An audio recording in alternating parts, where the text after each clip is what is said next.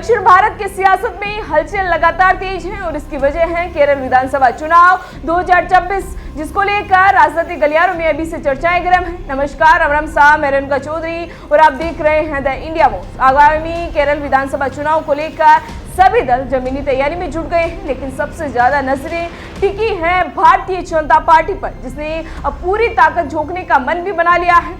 जैसे ही नीति नवीन ने बीजेपी के राष्ट्रीय अध्यक्ष की जिम्मेदारी संभाली है, उन्होंने बिना वक्त गवाए बड़े और चौंकाने वाले फैसले लेने भी शुरू कर दिए हैं। अब इन्हीं फैसलों में सबसे अहम है केरल विधानसभा चुनाव की कमान विनोद तावड़े को सौंपना।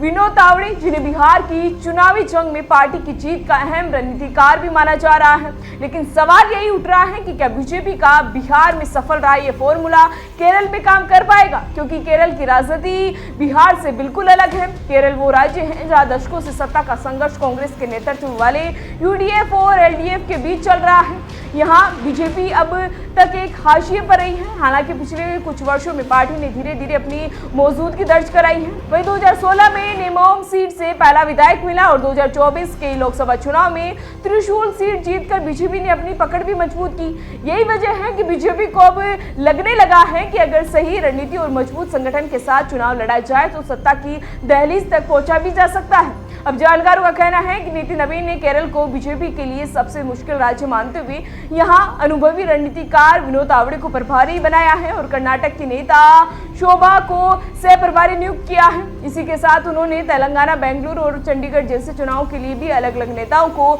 जिम्मेदारी सौंपकर साफ तौर पर कर दिया है कि पार्टी मिशन साउथ को लेकर गंभीर है। केरल में बीजेपी के सामने चुनौती इसलिए भी बड़ी है क्योंकि यहाँ मुस्लिम, ईसाई और हिंदू वोट बैंक लंबे समय से यूडीएफ और एलडीएफ के बीच बटा हुआ है।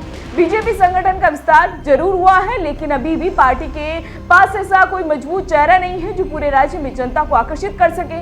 संगठनात्मक मजबूती भी उत्तर भारत जैसी नहीं है। हालांकि सत्तारूढ़ एलडीएफ को 10 साल की सरकार के बाद सत्ता विरोधी लहर का सामना करना पड़ रहा है और कांग्रेस का यूडीएफ आंतरिक कलह से भी जूझ रहा है। ऐसे में बीजेपी के लिए ये मौका किसी अवसर से कम भी नहीं है। तिरुवनंतपुरम नगर निगम में मिली जीत को पार्टी नई ऊर्जा के रूप में भी देख रही है। अमित शाह के बाद अब प्रधानमंत्री नरेंद्र मोदी खुद केरल जाकर माहौल बनाने में जुटे हैं, लेकिन असली परीक्षा अब है कि क्या विनोद तावड़े के नेतृत्व में केरल की जटिल सामाजिक और राजनीतिक संरचना को समझकर पार्टी एक और मजबूत विकल्प के रूप में पेश कर पाएंगी। क्या बिहार की तरह यहाँ भी कमल खिलेगा या फिर केरल एक बार फिर बीजेपी के लिए कठिन चुनौती बनकर साबित होगा? इसका जवाब तो आने वाले चुनाव ही देगा। फिलहाल इसी तरह की अपडेट्स के लिए बने रहिए हमारे साथ और देखते रहिए द इंडिया वॉइस। नमस्कार।